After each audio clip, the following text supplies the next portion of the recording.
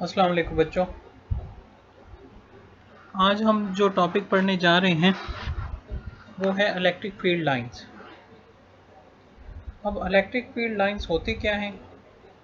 ये एक्चुअल में electric field की एक विजुअल रिप्रेजेंटेशन है।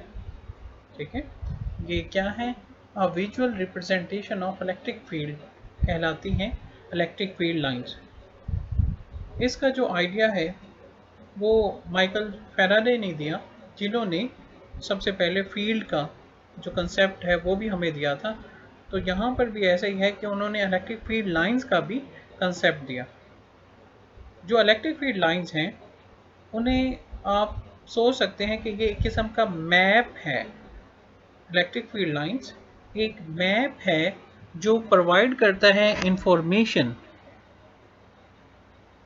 इसके बारे में, direction and strength of electric field at various places, कि ये मुख्तलिफ जगहों पे इलेक्ट्रिक फील्ड की क्या मैग्नीट्यूड है और क्या डायरेक्शन है, उसके बारे में हमें जो है वो बताता है। जो इलेक्ट्रिक फील्ड लाइंस हैं वो क्योंकि जो electric force on a charge को रिप्रेजेंट करती हैं, जो इलेक्ट्रिक फील्ड लाइंस हैं वो electric force on a charge को रिप्रेजेंट करती हैं, इस वजह से इसे लाइंस ऑफ फोर्स भी कहा जाता है। तो अभी तक बच्चों जो बातें हमने की हैं वो क्या है कि इलेक्ट्रिक फील्ड लाइंस एक विजुअल रिप्रेजेंटेशन है इलेक्ट्रिक फील्ड की। इसका आइडिया किसने दिया? माइकल फैराडे ने। इसे आप क्या समझ सकते हैं? एक मैप जो इंफॉर्मेशन प्रोवाइड करता है डायरेक्शन और स्ट्रेंथ ऑफ इलेक्ट्रिक फील्ड को। और क्योंकि ये इंफॉर्मेशन देती हैं electric force exerted on a charge के बारे में, इस वजह से इसे क्या कहते हैं? लाइंस ऑफ फोर्स भी कहा जाता है। अब बच्चों इलेक्ट्रिक फील्ड लाइंस को जो ड्रा करने के कुछ रूल्स हैं, या आप यूँ कह लें कि इलेक्ट्रिक फील्ड लाइंस की कुछ करैक्टरिस्टिक्स हैं जिनका हमें पता होना चाहिए।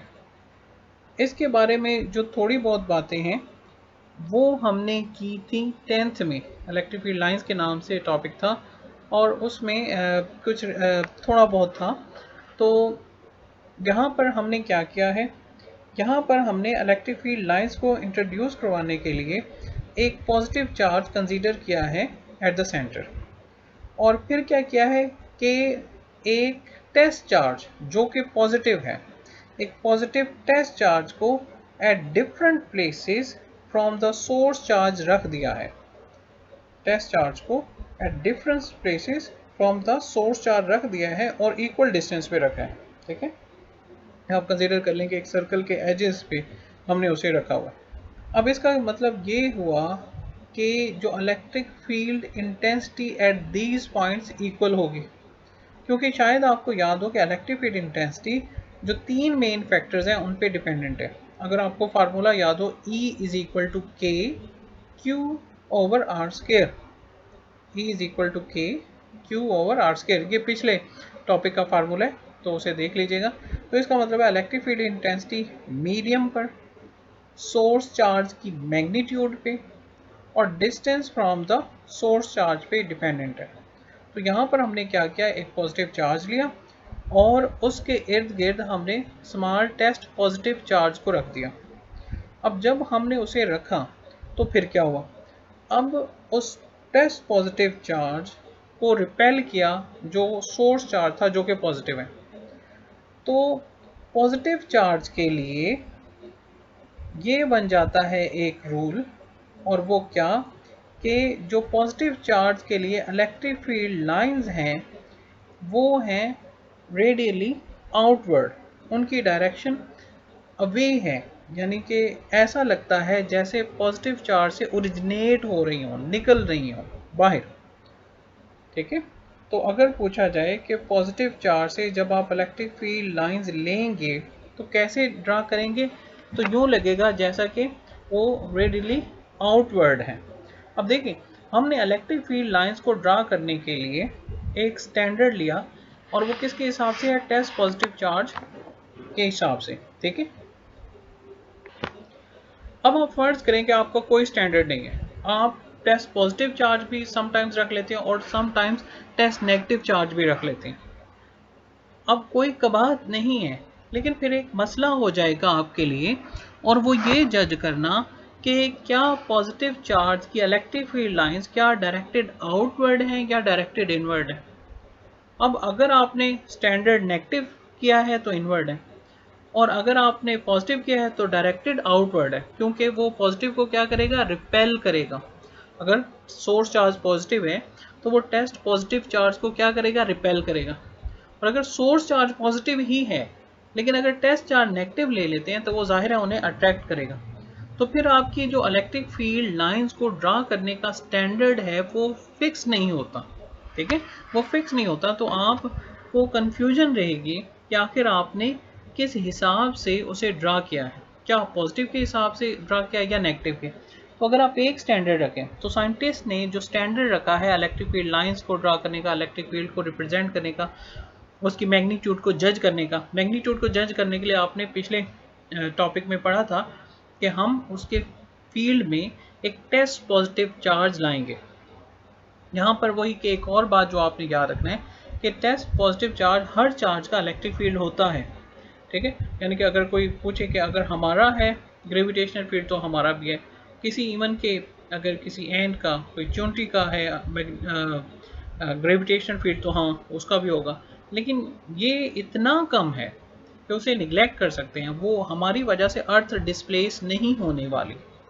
ठीक है, इसी तरह जब आपने इलेक्ट्रिक फील्ड लेना है, ठीक है, तो जो टेस्ट चार्ज है वो ऐसा नहीं होना चाहिए कि वो सोर्स चार्ज को डिस्प्लेस कर दे अपनी जगह से। तो अगर वो डिस्प्लेस कर देगा तो क्या होगा, आप उसके electric field at that position को सही जज नहीं कर सकेंगे।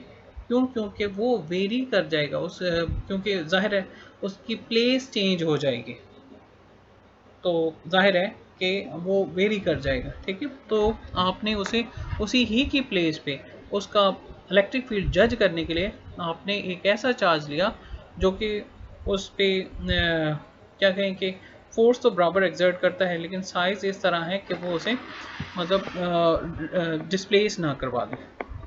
अच्छा, तो खैर हम अपने वापस टॉपिक पे आते हैं इलेक्ट्रिक फील्ड लाइंस के लिए। तो इलेक्ट्रिक फील्ड लाइंस ड्रा करने के लिए हमने किस चार्ज को स्टैंडर्ड लिया है, टेस्ट पॉजिटिव चार्ज को।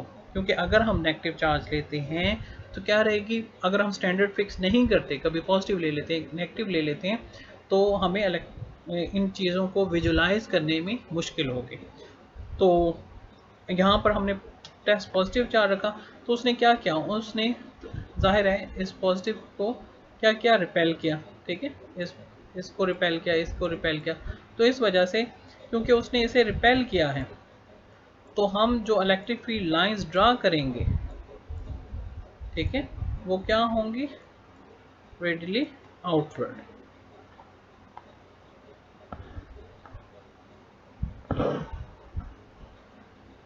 तो पॉजिटिव के लिए आपने क्या स्टैंडर्ड लिया कि उसकी डायरेक्शन होगी आउटवर्ड। अब हम करते हैं नेगेटिव के लिए। अब जो तरीका आपने पॉजिटिव के लिए किया, पॉजिटिव सोर्स चार्ज के लिए, वही तरीका आप इख्तियार करेंगे नेगेटिव सोर्स चार्ज के लिए। अब यहाँ पे भी आप क्या करेंगे, यहाँ पर भी आपने छोटे छोटे टेस्ट चार्ज को इक्वल डिस्टेंस पर प्लेस कर दिया।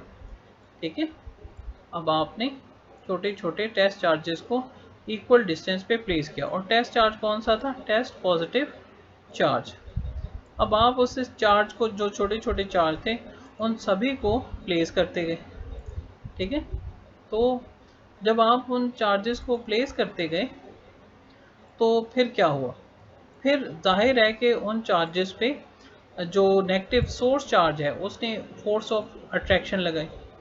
जब वो फोर्स ऑफ अट्रैक्शन लगाएगा तो उस फोर्स की डायरेक्शन किधर होगी, जाहिर है कि वो उसकी तरफ होगी, उसकी तरफ। तो इस वजह से यहाँ पर जब आप नेगेटिव चार्ज के लिए डायरेक्शन लेंगे, ठीक है, जब नेगेटिव चार्ज के लिए आप डायरेक्शन लेंगे तो आप देखेंगे कि उसकी डायरेक्शन किधर है, उसी नेगेटिव चार्ज की तरफ, ठीक है, तो उसी नेगेटिव चार्ज की तरफ है। तो अब जो नेगेटिव चार्ज के लिए इलेक्ट्रिक फील्ड लाइंस ड्रा करेंगे उनकी डायरेक्शन क्या है, डायरेक्टेड इनवर्ड, या अगर आप कह लें कि पॉजिटिव से ओरिजिनेट होती थी तो नेगेटिव की तरफ टर्मिनेट होंगी, या आप यूं कह सकते हैं कि अगर पॉजिटिव से रेडियली आउटवर्ड है तो नेगेटिव की तरफ इनवर्ड है, इनवर्ड, ठीक है। तो आप देख रहे हैं कि ये नेगेटिव की तरफ हमें जाती हुई दिखाई दे रही हैं जबकि पॉजिटिव से निकलती हुई दिखाई दे रही हैं। तो यहाँ पे भी आपने क्या रखा है, टेस्ट पॉजिटिव चार्ज। अब यहाँ पे भी आप देख लें कि अगर आप स्टैंडर्ड फिक्स ना करें तो आपके लिए कंफ्यूजन होगी कि क्या ये डायरेक्टेड आउटवर्ड होनी चाहिए, डायरेक्टेड इनवर्ड होनी चाहिए। तो फिर आप इसी पे ही कंफ्यूजन का शिकार रहेंगे कि क्या पॉजिटिव के लिए हम डायरेक्टेड इनवर्ड ड्रा करेंगे या नेगेटिव के लिए। तो उन्होंने एक स्टैंडर्ड फिक्स कर लिया कि सोर्स चार्ज जो मर्जी हो सकता है, लेकिन जो टेस्ट चार्ज है वो क्या लेंगे, पॉजिटिव चार्ज। तो पॉजिटिव चार्ज के हिसाब से ये आ गया कि अगर पॉजिटिव के लिए इलेक्ट्रिक फील्ड लाइंस ड्रा करेंगे तो वो डायरेक्टेड आउटवर्ड होंगे, और अगर नेगेटिव के लिए ड्रा करेंगे तो डायरेक्टेड इनवर्ड होंगे। तो हम जैसा कि करैक्टरिस्टिक्स भी उसके साथ साथ ही कर रहे हैं, इस वजह से जो अभी तक करैक्टरिस्टिक हमें पता है वो ये है कि पॉजिटिव के लिए जो इलेक्ट्रिक फील्ड लाइंस ड्रा करेंगे वो डायरेक्टेड आउटवर्ड होंगी, और नेगेटिव चार्ज के लिए, नेगेटिव सोर्स चार्ज के लिए जो इलेक्ट्रिक फील्ड लाइंस ड्रा करेंगे वो डायरेक्टेड इनवर्ड होंगी या टर्मिनेट होंगी एट द नेगेटिव चार्ज। एक और बात बच्चों, जब हम पेपर पे इलेक्ट्रिक फील्ड लाइंस को ड्रा करते हैं तो वो जाहिर है पेपर हमारा 2 डायमेंशनल पेपर होता है, एक्स एक्सिस और वाई एक्सिस वाला। तो इस वजह से हमें यूँ लगता है कि शायद हम जब इलेक्ट्रिक फील्ड लाइंस ड्रा करते हैं तो ये भी 2 डायमेंशनल होती हैं, यानी कि या तो वो चार्ज के राइट साइड पर होंगी या वो चार्ज के लेफ्ट साइड पर होंगी। लेकिन ऐसा नहीं है, ऐसा नहीं है। जो चार्ज है, जो इलेक्ट्रिक फील्ड लाइंस हैं, उनकी जो डायरेक्शन है वो तीनों मतलब 3 डायमेंशनल होती हैं। वो एक्स एक्सिस में भी एग्जिस्ट करती हैं, वो वाई एक्सिस में भी एग्जिस्ट करती हैं, और जी एक्सिस में भी एग्जिस्ट करती हैं।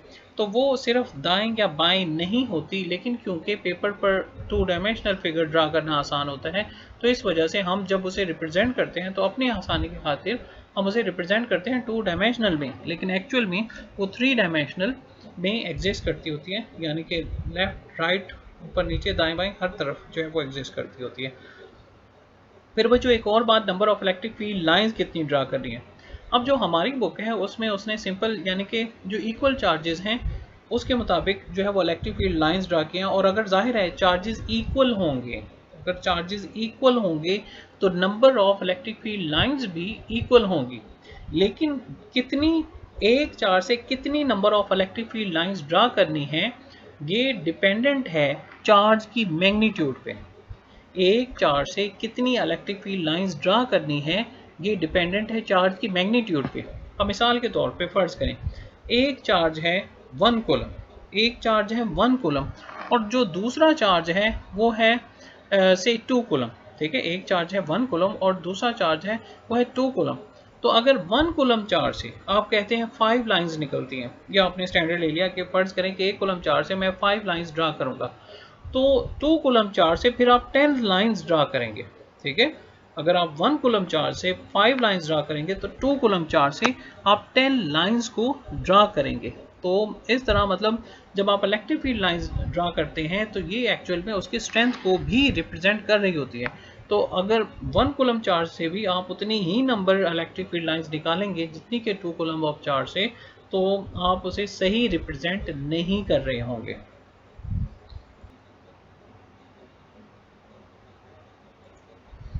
अब बच्चों इसमें अगर आप देख सकें तो आपको राइट साइड पर एक फिगर नज़र आ रही होगी, एक है 2 कॉलम वाली, ठीक है, और एक है 1 कॉलम है।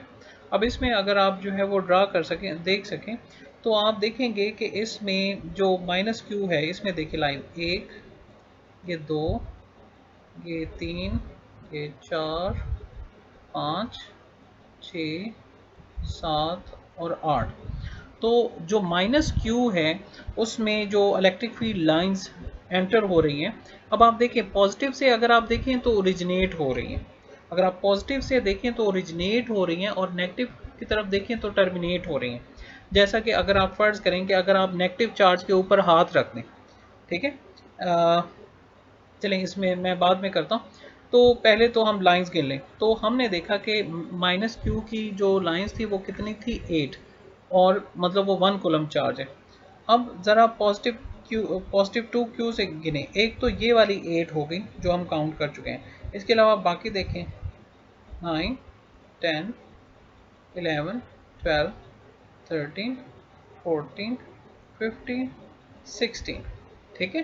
तो जो टोटल लाइंस निकली हैं 2Q से वो 16 हैं, और माइनस Q में जो एंटर हुई हैं वो कितनी हैं, वो हैं 8। तो इससे आपको पता चल गया ना कि अगर एक की वैल्यू दूसरे से डबल है तो जो डबल चार्ज है उसमें से number of electric field lines भी क्या होनी चाहिए, डबल होनी चाहिए। और अगर दूसरे की वैल्यू उससे कंपैरेटिवली कम है तो इलेक्ट्रिक फील्ड लाइंस भी उससे कंपैरेटिवली क्या होनी चाहिए, कम होनी चाहिए। अच्छा, जो एक और बात जो मैं आपको बता रहा था वो ये कि अगर आप पॉजिटिव से देखें तो आपको यूँ लगेगा कि ये लाइंस ओरिजिनेट हो रही हैं, ओरिजिनेट। अब मिसाल के तौर पे यानी कि उससे बाहर निकल रही हैं। मिसाल के तौर पे मैं ऐसे एक बॉक्स ड्रा कर देता हूँ इसके ऊपर।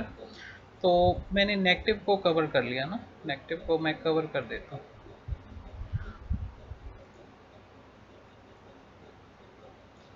अब फ़र्ज़ करें जैसा कि नेगेटिव चार्ज है ही नहीं। अब आप पॉजिटिव से निकलने वाली लाइनों की डायरेक्शन देखें, ठीक है। तो वो कैसे है, जैसे वो उससे क्या हो रही हों, ओरिजिनेट हो रही हों, बाहर निकल रही हों। ज़रा इसे देखें, उन्होंने ये ड्रा किया है, और ज़रा एरो की डायरेक्शन देखिएगा आगे वो क्या है, ये, ठीक है। तो पॉजिटिव से अगर आप देख सकें तो यूँ लगता है जैसे क्या हो रही हों, ओरिजिनेट हो रही हों, ठीक है, उससे बाहर निकल रही हों।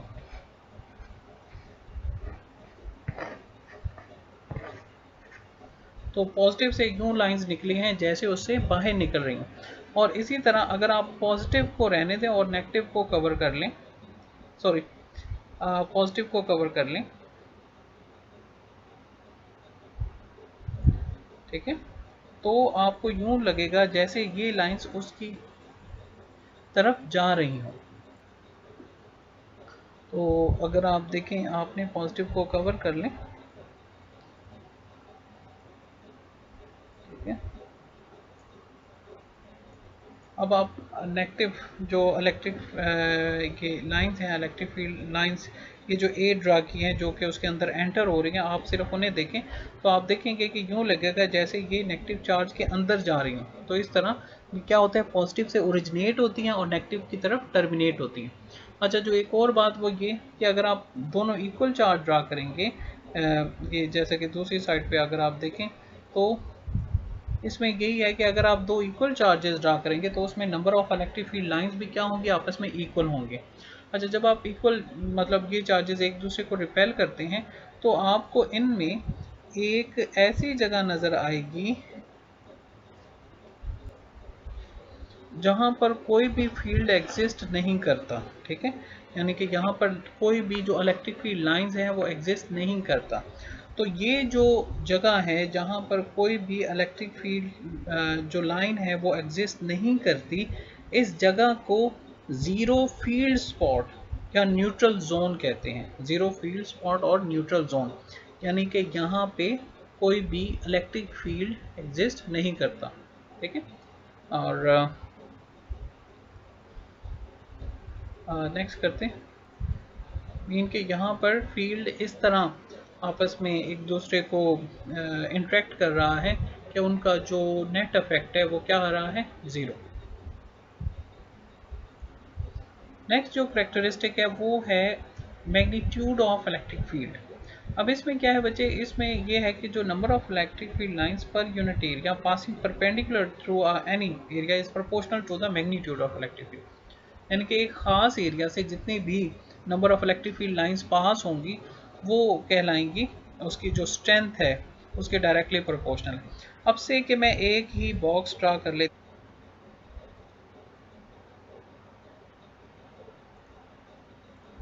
तो यहाँ पर आप देखिए कितनी नंबर ऑफ फील्ड लाइंस पास हो रही हैं। अब फ़र्ज़ करें मैं इसे कॉपी करता हूँ और इसे किसी दूर जगह पे बना देता हूँ वैसे ही बॉक्स को। अब आप देखें कि इसमें जो number of feed lines pass कर रही हैं उसी एरिया एलिमेंट से और इस एरिया एलिमेंट से जितनी number of feed lines pass कर रही हैं दोनों में डिफरेंस है। अगर जो number of feed lines passing through a certain area element different है, इसका मतलब है यहाँ पे इलेक्ट्रिक फील्ड स्ट्रेंथ भी डिफरेंट है। अब इलेक्ट्रिक फील्ड स्ट्रेंथ क्यों डिफरेंट है? क्योंकि आपको पता है कि जो इलेक्ट्रिक फील्ड इंटेंसिटी है वो डिपेंडेंट है distance from the source charge पे। क्योंकि distance from the source charge बढ़ रहा है, इस वजह से इलेक्ट्रिक फील्ड इंटेंसिटी भी कंपैरेटिवली क्या हो रही है, कम हो रही है। और बच्चों ये जो हमारा टॉपिक है उसकी आखिरी स्लाइड है। अब इसमें ये है कि हम करेक्टरिस्टिक को पढ़ रहे हैं, तो ये electric field lines between two oppositely charge plates हैं और यानी कि पैरेलल प्लेट कैपेसिटर है, और इलेक्ट्रिक फील्ड लाइंस बिटवीन ये हैं बिटवीन टू चार्जेस, ये आपको नज़र आ रहा होगा, और दोनों ऑपोजिट चार्जेस हैं। तो जो पैरेलल प्लेट कैपेसिटर है उसके दरमियान इलेक्ट्रिक फील्ड इस तरह होता है, यूनिफॉर्म होता है। अगर जो साइड पर देखें तो आपको कुछ बल्जेस के नज़र आ रहे होंगे ये इस जगह पे। अब ऐसा क्यों होता है, ये अभी अफेक्ट इस अफेक्ट को कहते हैं फ्रिंज अफेक्ट, कैपेसिटर की लैंग्वेज में इसे फ्रिंज अफेक्ट कहते हैं। ऐसा क्यों होता है ये अगर वो जो डिटेल है जो हमें चाहिए वो कवर हो जाएगी तो फिर हम इसे डिस्कस कर लेंगे, ठीक है। अभी यही याद रखिएगा कि इसका मतलब ये ले रहा है कि यहाँ पर जहाँ पर पैरेलल लाइंस हैं, जैसे कि अगर वही बॉक्स अगर आप यहाँ पे ड्रा करें और number of field lines equal रहती हैं, तो इसका मतलब है इलेक्ट्रिक फील्ड क्या है, यूनिफॉर्म है। तो ये जो थोड़ा चेंज आया है ये किस वजह से आया है ये हम बाद में डिस्कस करेंगे, ठीक है। ये अभी हम कुछ चीज़ें हैं जिसे हम कवर करेंगे तो फिर हम इन चीज़ों को डिस्कस कर सकेंगे, ठीक है। तो अभी इसमें यही याद रखना है कि इलेक्ट्रिक फील्ड इंटेंसिटी यहाँ पर जो मिड है ये सारा जो है, बल्कि तकरीबन आइडियली हम ये लेते हैं कि ये सभी जो है वो यूनिफॉर्म ही रहेगा, ठीक है। लेकिन साइड पर जो प्रैक्टिकल है वो यही है कि साइड पर ये जो बल्ज है वो होता है।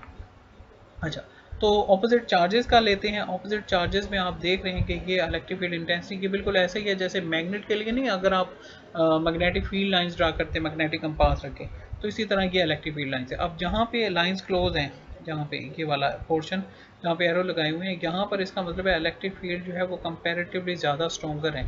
लेकिन अगर आप देखें दूर जाते जाएँ तो वो जो गैप है वो बढ़ता जाता है। अब गैप क्यों बढ़ता जाता है, उसमें आपको याद हो कि ये इलेक्ट्रिक फील्ड इंटेंसिटी सिर्फ डिस्टेंस के नहीं बल्कि डिस्टेंस के स्केयर के इन्वर्सली प्रोपोर्शनल है, ठीक है। तो इस वजह से जैसे जैसे डिस्टेंस बढ़ता जाएगा, जो वैल्यू है उसमें जो चेंज है, उसमें जो डिक्रीज है वो भी क्या होता जाएगा, बहुत ज़्यादा होता जाएगा। तो वो इन्वर्सली प्रोपोर्शनल है क्योंकि आर स्केयर के distance from the source charge के इस वजह से जो वैल्यू है वो यहाँ पर जैसे कि इन पोर्शंस में आप देख रहे हैं काफ़ी गैप है, तो इसका मतलब है यहाँ पर जो वैल्यू है वो काफ़ी डिक्रीज़ हुई है। अच्छा, और क्या बात इसमें है वो है डायरेक्शन। अब आपने शुरू में अगर आपको पहली स्लाइड याद हो तो उसमें हमने कहा था कि ये उसकी मैग्नीट्यूड और डायरेक्शन को रिप्रेजेंट करती है। अब मैग्नीट्यूड तो हमने देखा कि जितनी नंबर ऑफ फील्ड लाइंस होंगी, जितनी फील्ड ऑफ लाइंस क्लोजर होंगी, जितना एक एरिया एलिमेंट में ज़्यादा नंबर ऑफ लाइंस आएंगी तो स्ट्रेंथ जो है वो उतनी ही ज़्यादा है। लेकिन फिर डायरेक्शन को हम कैसे फाइंड कर सकते हैं, ये हमें कैसे पता चलेगा? उसके लिए बच्चों हम क्या करते हैं, जो सोर्स चार्ज है जहाँ पे प्रेजेंट होता है या किसी भी जो इलेक्ट्रिक फील्ड लाइन है वहाँ पे टेंजेंट ड्रा करने से हम फाइंड कर सकते हैं कि उस पॉइंट पे जो इलेक्ट्रिक फील्ड इंटेंसिटी की डायरेक्शन है वो किधर होगी, यानी कि चार्ज उस पॉइंट पे कैसे जो है वो मूव करेगा। अब ऐसा कैसे कर सकते हैं, मिसाल के तौर पे अगर आपसे कोई पूछे अच्छा जी बताएं यहाँ पर ये जो जहाँ पर आपको पेन सा नज़र आ रहा है यहाँ पर इलेक्ट्रिक फील्ड लाइंस की जो डायरेक्शन है वो क्या होगी, ठीक है। यहाँ पर चार्ज की डायरेक्शन क्या होगी, तो हम यहाँ पे क्या ड्रा कर देंगे, टेंजेंट ड्रा कर देंगे, ठीक है। तो जो टेंजेंट है वो ये कोई परफेक्ट टेंजेंट नहीं है, ये बस समझाने के लिए आप कह सकते हैं, ठीक है। तो ठीक है, तो ये जो पॉइंट है ये तकरीबन हम कह सकते हैं टेंजेंट है, तो ये जो आ जाएगा ये क्या कहलाएगा, ये रिप्रेजेंट कर रहा है डायरेक्शन ऑफ इलेक्ट्रिक फील्ड को एट दैट पॉइंट, अगर ये टेंजेंट है तो, ठीक है ना। इस तरह आप किसी भी पॉइंट पर फाइंड कर सकते हैं। मिसाल के तौर पे कोई कह दे यहाँ पे, ऐसे थोड़ा बड़ा, ठीक है। अब वो कोई कह दे कि यहाँ पर अगर आपने टेंजेंट ड्रा करना है इस पॉइंट पे, तो हम इधर ड्रा करेंगे, ठीक है।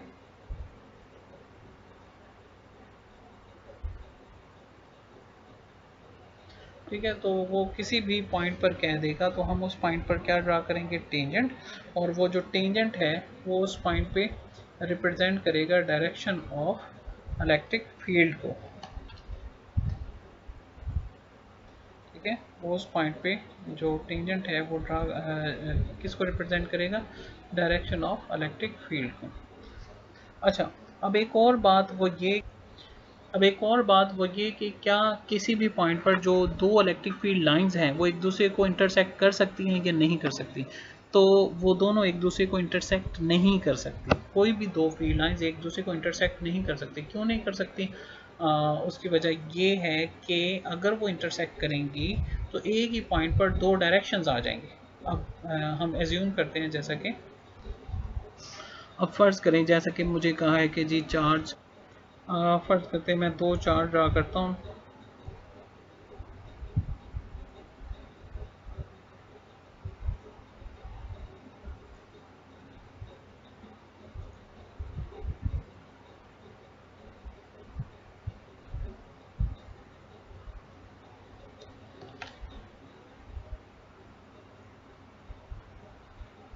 यहाँ पे टेंजेंट ड्रा करते हैं। अब ज़रा येलो लाइन पे टेंजेंट मैं ड्रा करता हूँ, ठीक है, येलो लाइन पे।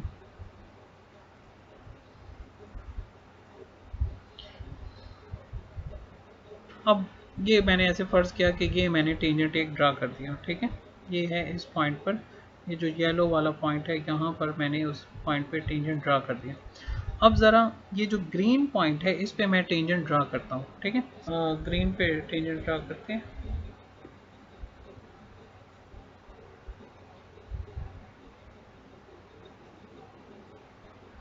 तो अब आप देखें कि अगर दो लाइंस एक दूसरे को इंटरसेक्ट करती हैं तो आप देख सकते हैं कि एक ही पॉइंट पर, इसका मतलब ये है कि अगर हम टेंजेंट क्या रिप्रेजेंट करते हैं, टेंजेंट रिप्रेजेंट करता है कि इस पॉइंट पे अगर हमने टेस्ट पॉजिटिव चार्ज रखा तो वो किस डायरेक्शन में मूव करेगा, ठीक है। अब ये टेंजेंट आप देखिएगा, ये कोई परफेक्ट टेंजेंट नहीं है, ठीक है। ये बस गुजारे लायक टेंजेंट है, ठीक है।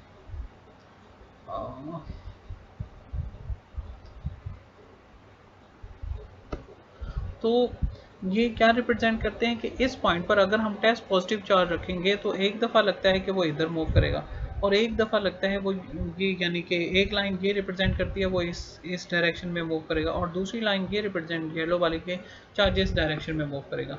तो चार्ज एक ही पॉइंट पर इलेक्ट्रिक फील्ड के अंदर दो डिफरेंट डायरेक्शंस में मूव नहीं कर सकता, उसकी डायरेक्शन यूनी डायरेक्शनल होता है, वो किसी एक ही पॉइंट में मूव करेगा। तो क्योंकि एक ही पॉइंट पर एक ही कंडीशन में चार दो डिफरेंट डायरेक्शंस में मूव नहीं कर सकता, इस वजह से इलेक्ट्रिक फील्ड लाइंस भी एक दूसरे को क्रॉस नहीं करेंगी। क्योंकि अगर हम कहते हैं करेंगी तो क्या होगा, चार्ज एक ही पॉइंट पर एक ही कंडीशन में दो डिफरेंट डायरेक्शन में मूव कर सकता है, जो कि फिजिकली पॉसिबल नहीं है। यहाँ पे हमारा लेक्चर ख़त्म होता है। अपना पढ़ लीजिएगा, जो भी क्वेश्चंस हैं वो आप अपने क्लास कमेंट में पोस्ट कर दीजिएगा, मैं इंशाल्लाह नेक्स्ट वीक आंसर दे दूँगा। आप सब लोगों का बहुत शुक्रिया। अल्लाह हाफ़िज़।